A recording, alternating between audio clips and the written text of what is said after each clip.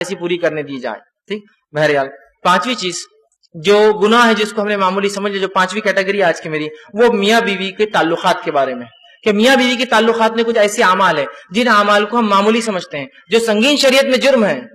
کبھی کبھار لگتا ہے یار یہ بہائی تو نہیں جو بات کہی جا رہی، یہ بہائی نہیں ہے، یہ شریعت کا علم ہے. اگر میں اپنی خواہش کی بنیاد پر آپ سے کہوں گا تو بہائی ہے، لیکن شریعت کا علم اور ایک حرام چیز سے بچنے کے لیے بات کہی جا رہی ہے. جو نبی اکرم صلی اللہ علیہ وسلم جو سب سے زیادہ پاک باز، سب سے زیادہ باحیا شخصیت تھے، ان کے منہ سے اور ان کے زبان سے نکلی الفاظ ہے یہ، تاکہ امت اس گناہ سے بچ جائے. اس اعتبار سے میں بھی یہ باتوں کو رکھ رہا ہوں. ٹھیک ہے. تو پہلا گناہ جس چیز کو معمولی سمجھا جاتا ہے ہمارے سماج میں میاں بیوی کے تعلقات میں، وہ یہ ہے کہ جو ہے بیوی کا اپنے شوہر کو ہم بستری سے انکار کرنا، اپنے شوہر کو اپنے نزدیک آنے سے انکار کرنا. نبی اکرم صلی اللہ علیہ وسلم نے جامع صغیر کے اندر یہ روایت آتی ہے، آپ نے فرمایا جب شوہر اپنی بیوی کو بلائے، ہم بستری کے لیے بلائے، تو عورت پر واجب ہے کہ وہ فوراً اس کی بات مان لے، سوائے شرعی عذر کے وہ انکار کر سکتی. شرعی عذر، ایسی کوئی مجبوریاں جس کی وجہ سے مجبوری الگ بات ہے، لیکن شرعی عذر نہیں ہے تو آپ فرماتے ہیں وہ خاوند کی فوراً خاوند کے جو ہے بات کو مان لے، خواہ وہ اونٹ کے کجاوے پر کیوں نہ بلا رہا ہو، بیٹھا ہوا ہو. اونٹ کا کجاوا مطلب اس کی زین جس سے بیٹھتا ہے انسان، اس پہ بھی بلا رہا ہو تو اس کو جانا پڑے گا، اس کو انکار نہیں کر سکتی ہے وہ. اس معاملے کو خواتین جو بیویاں ہیں جو اپنے شوہر کا حق دینا چاہتی اس بات کو یہ مد نظر رکھے، اس لیے کہ جب اس معاملے میں رسول اللہ فرما رہے کوتاہی ہوتی ہے نا، شریعت نے کیوں اہمیت دی اس بات کو، اس میں کوتاہی ہوتی ہے تو انسان پھر دوسری جگہ خواہشات پوری کرنے کی کوشش کرتا ہے، پھر وہ برداشت نہیں ہوتا ہے عورت کا، یا پھر وہ سوچتا ہے کہ یہ بیوی تو میری راضی نہیں ہوتی، اس کی اپنی مرضی ہوتی ہے. اس معاملے غیر شرعی بنیادوں پر انکار کرنا، یوں ہی انکار کرنا یا اپنی ضد پر اڑ جانا، یہ بہت سنگین جرم ہے. دوسری روایت میں آپ صلی اللہ علیہ وسلم صحیح بخاری کی روایت آپ نے فرمایا جب شوہر اپنی بیوی کو ہم بستری کے لیے بلائے اور بیوی انکار کر دے اور شوہر اپنی بیوی سے ناراضگی کی حالت میں سو جائے تو ساری رات، اور اگر وہ سوتا رہے ساری رات اگر ناراض رہے تو اس عورت پر صبح تک کے لیے فرشتے لعنت بھیجتے رہتے ہیں، فرشتے بددعائیں بھیجتے رہتے ہیں جو عورت اس طرح سے کرے. ٹھیک. دوسری چیز جو میاں بیوی کے تعلقات میں جس گناہ کو معمولی سمجھ لیا گیا ہے جبکہ شریعت میں اتنا سخت گناہ ہے، وہ یہ ہے عورت کا بنا کسی شرعی عذر کے اپنے خاوند شوہر سے طلاق کو ڈیمانڈ کرنا کہ بھائی مجھے طلاق دے دو، مجھے چھوڑ دو، مجھے چھوڑ دو، بنا کسی شرعی عذر کے. شرعی عذر ہو سکتے ہیں لیکن بنا شرعی عذر کے ڈیمانڈ کرنا یہ سخت گناہ ہے. صحیح جامع صغیر کی روایت ہے، آپ صلی اللہ علیہ وسلم فرمائے بغیر عذر کے خلا لینے والیاں اور اپنے شوہر سے چھٹکارا حاصل کرنے والیاں، گھر اجاڑنے والیاں، یہ اس امت کی منافق ہے. ٹھیک ہے. دوسری روایت نے فرمایا اور کہا جس عورت نے بغیر کسی سبب کے جو ہے اپنے خاوند سے طلاق طلب کی اس پر جہنم واجب اور یہ جنت کی خوشبو نہیں سونگیں گی. بنا شرعی عذر کے، بس چھوٹی موٹی باتیں پسند نہیں آ رہا، اس کی انکم بہت کم اور چھوڑ رہی ہے، یہ شرعی عذر نہیں ہے. ہماری بہنوں کو چاہیے کہ اس بات کو بہت سنگینی سے لے. والدین کو چاہیے اپنے بچیوں کو سمجھائے کہ چھوٹی موٹی باتوں پر جو اپنے بیٹیوں کو نہ بٹھا لے. ڈیمانڈ کر رہے ہیں آپ، کتنی بری بات ہے، طلاق شوہر کا حق ہے اور آپ بیٹی ڈیمانڈ کرتی ہے، شرعی عذر بھی نہیں ہے اس کے پیچھے. تو یہ بڑی اہم چیز ہے، یاد رکھیں، اس بات کو سمجھ نہیں دیتے.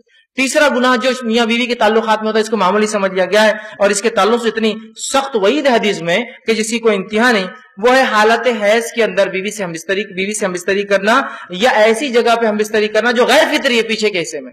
آپ صلی اللہ علیہ وسلم نے فرمایا، جامع ترمذی کی روایت حدیث کے الفاظ کو ذرا غور کیجئے، جس شخص نے حیض والی عورت سے ہم بستری کی یا عورت کے پیچھے دبر میں جمع کیا یا کاہن یا نجومی کے پاس گیا اور اس کی بات کی تصدیق کی، اس نے اس چیز کا انکار کیا جو محمد صلی اللہ علیہ وسلم پر نازل ہوئی.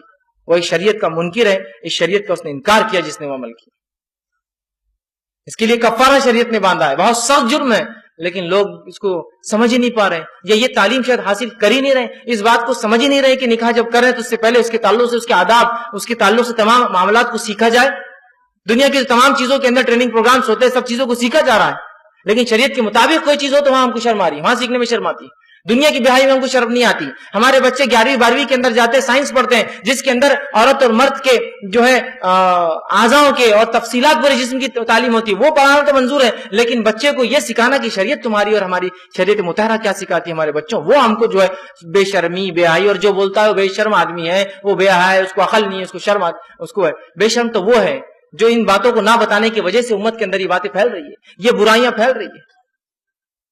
بہرحال اسی طرح جو ہے جو باتیں میاں بیوی کی تعلقات کی میں چوتھا گناہ جس کو معمولی سمجھ لیا گیا وہ یہ ہے کہ کسی غیر محرم عورت کے ساتھ خلوت میں اکیلے میں ملاقات کرنا اور کسی غیر محرم عورت سے ہاتھ ملانا، یہ بہت سخت بری بات ہے.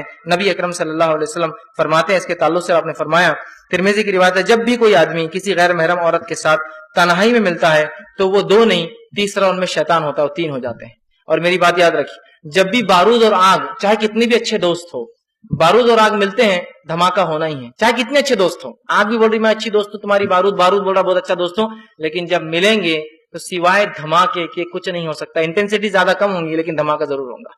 تو مرد اور عورت جب غیر محرم ملتے ہیں، یہ بارود اور آگ ہے، یہ کبھی بھی کتنے اچھی نیت سے ملے، یہ دھماکہ ہونا ہی، یہ کبھی ساتھ نہیں رہ سکتے ہیں، ٹھیک۔ اسی طرح آپ صلی اللہ علیہ وسلم نے فرمایا اور کہا، عورت سے ہاتھ ملانا تو بہت دور کی بات ہے، عورت کا تعلق سے دھکا لگنا کیا ہے، اس کے بارے میں کیا تھا؟ ہاتھ ملانا بولے تو پکڑنا ہو جاتا ہے، اسی دھکے کے تعلق سے آپ فرماتے ہیں، اور آپ نے فرمایا صحیح جو ہے جامع صغیر کی روایت ہے، تم میں سے کسی شخص کے لیے ایک کیل لے کر اپنے سر میں مار لینا، ٹھوک لینا، اور ظاہر سی بات سر میں کیلا ٹھوکیں گے تو کیا ہوگا، سمجھ رہے نا آپ؟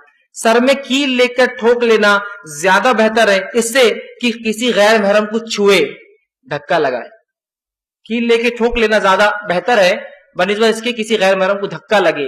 یہاں ہاتھ ملانے میں دھکا کہاں لگتا ہے؟ ہاتھ ملایا جاتا ہے پورا، اور اس کو فخر، سٹیٹس اور پتہ نہیں کیا کیا سمجھا جا رہا ہے۔ یہ کائے کا فخر اور کائے کا اسٹیٹس، اوچھا پن ہے میرے نزدیک۔ تو یہ نبی اکرم صلی اللہ علیہ وسلم نے کبھی کسی عورت کا ننگا ہاتھ دیکھنا بھی پسند نہیں کیا، کھلا ہاتھ۔ ایک بار ایک خاتون جس کو علم نہیں تھا شریعت کا، وہ مدینہ آئی اور بیعت آپ کے پاس بیعت کرنے کے لیے آئی، اسے پتہ نہیں تھا کہ عورتوں کی بات اللہ کے رسول کیسی لیتے ہیں۔ وہ آئے اور اپنا ہاتھ ڈال دیا آسم کے سامنے بیعت کے لیے، آسم فوراً اپنے ہاتھ پیچھے کے نظر پلٹے اور کہا، محمد کسی عورت کے ننگے ہاتھ کو چھونا تو دور، ننگے ہاتھوں کو دیکھنا بھی پسند نہیں کرتے ہیں، اور آپ نے چہرہ پھیر لیا اس سے۔ ہاتھ ملانا، اب یہ ہاتھ ملانا آفس کے لیے ہوتا ہوگا، بہت سے لوگ ان کا کلچر ہوتا ہے۔ کلچر کیا ہوتا ہے؟ کسی بھی عورت کو عید ملنے جاتے ہاتھ ملا کے ہاتھ پکڑ کے چومتے، کلچر۔ یہ کلچر پھالتو کلچر ہے، چھوڑیے اس کلچر کو، نکل کے آئیے اس کلچر سے باہر۔